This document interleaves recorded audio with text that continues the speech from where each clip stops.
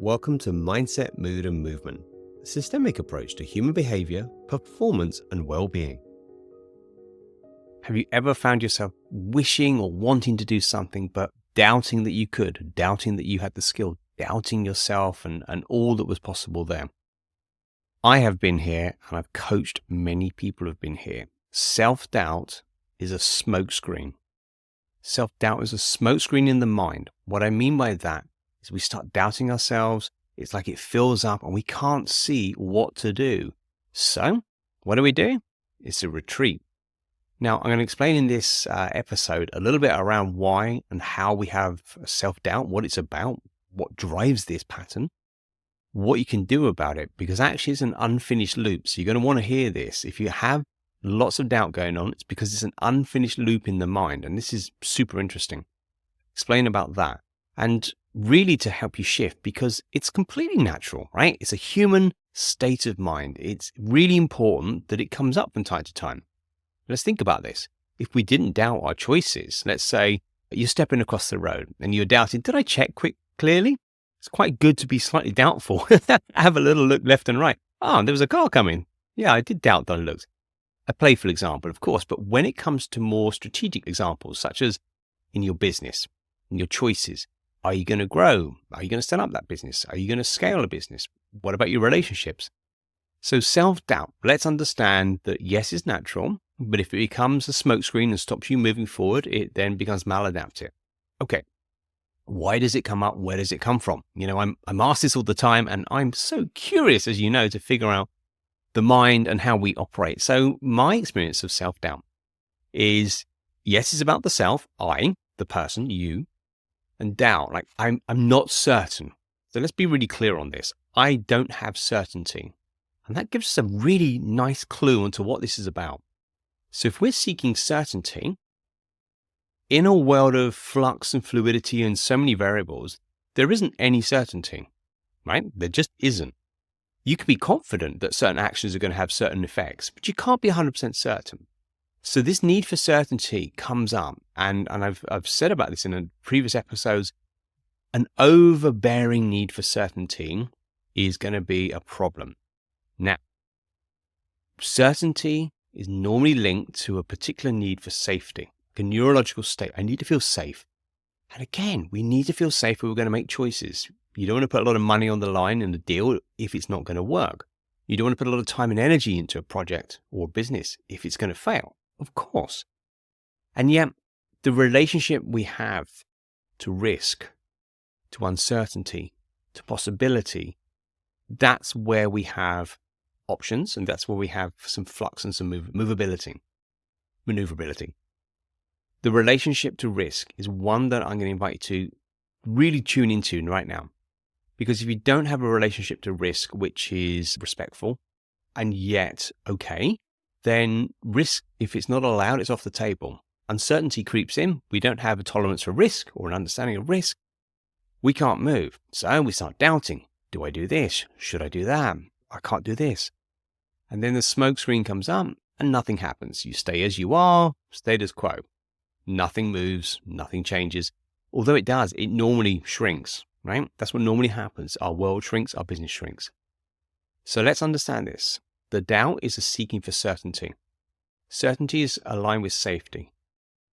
Being safe enough is the capacity, the mover, the thing that shifts us from feeling I can't take a risk to I can take a certain level of risk. I can try this project out with this amount of investment, or I can give this project 3 weeks of my time and see how this goes. Create an MVP rather than an entire global empire. So these sorts of things are how we relate to risk in a different way. So there's some tolerance here that needs to happen with risk. Okay, so we've got this. So this is where the gap is. Also, it's to do with capability and outcome and linking that to your identity, your sense of self. For example, if I was to hire a bunch of people who come on my team, I have people who are on my team, but they're not hired on employee basis. So I work with contractors. If I was to take on a lot of people, then I'd have a huge expense. Now that would be a risk. If I did my planning right, and that might be where the business was going, that would be a strategic risk worth looking at. And yet if I got fearful, And I had to know it's all going to work. I couldn't take the risk. I couldn't grow if that was my requirement. So this relationship to risk is always in there again. But then it's also our relationship to ourself. Because what does it mean to me if I fail? If my example here of like, oh, it didn't work, does that mean I'm rubbish? Does that mean I'm no good? I've made the meaning about my identity as opposed to some actions that may or may not have worked and may need to be changed. So point 2 is your connection to what it means about yourself, maybe let's say too much or too overly inner focused, as opposed to I'm going to take this action and there may be some risk. And if it doesn't quite work out, I'll learn and grow. But if it got a problem with your sense of self, such as I have to be a success, or it means I'm a failure, then there becomes that smoke screen comes up, the doubt comes in, and you won't be able to take those actions. So, point 1, relationship to risk. Point 2, over-identification about what it means about you as an individual. And the third point I think you'll find really helpful is because it's not a closed loop. Now, I mentioned this at the beginning, a closed loop, right? We need to go full circle. A circle is simply a curved line until it meets, then it becomes a circle. What happens when we have self-doubt is there's a really smart piece of our mind going, oh, check this, be careful, be mindful. That's okay. The next stage is to honor that questioning, and it's called discernment. To discern is to make intelligent choices, to look at things, to think them through, to get information, to get feedback, to understand things.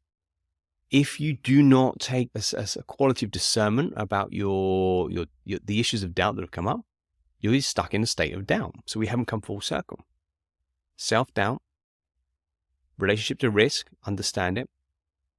Relationship about, are you overly identifying by what this means? Understand that. And then adding in discernment. How can I make best choice or intelligent choice at this time with this information? How can I keep an eye on it as I go forwards? Now that clears the screen. The smoke screen just disappears. And then you start to see, okay, I know what I need to do. And with so many things that are scary, the smart thing is small steps. Start small, MVP, minimum viable product. If it's something else, maybe it's like go get some research, start to test the market. If it's a relationship with a colleague or someone like that, where it's a human relationship, start making contact, start the conversation. So that relationship to risk is your first point. Over-identification with yourself is the one to watch for the second point. Thirdly, how can you discern? How can you bring intelligent decision-making to what you're doing? This will shift self-doubt into being intelligent thinking. Now, it's applicable, of course, anywhere. So I'd love to know how you get on. If you've got a challenge, if you're stuck somewhere in your work, maybe it's stuck in your relationship dynamics, let me know. Let me know how you get on with that. See if you can apply these 3 things. If there's a sticky point, as there can be, it can be like one of them is really difficult, drop me a message. Let me know. I'll always share my thoughts to how you can move it forward. So self-doubt is a smokescreen. It's time to clear the smoke and see your way clearly. All right, till the next one. Take care. Thank you so much for listening. If you enjoyed the episode, please subscribe. And if a friend would benefit from hearing this, do send it on to them as well. If you would like to get in touch yourself, then you can go to my website, which is saljefferies.com, spelled SALJEFFERIES, saljefferies.com. Hit the Get in Touch link, and there you can send me a direct message. If you'd like to go one step further and learn whether coaching can help you overcome a challenge or a block in your life, then do reach out and I offer a call where we can discuss how this may be able to help you. Until the next time, take care.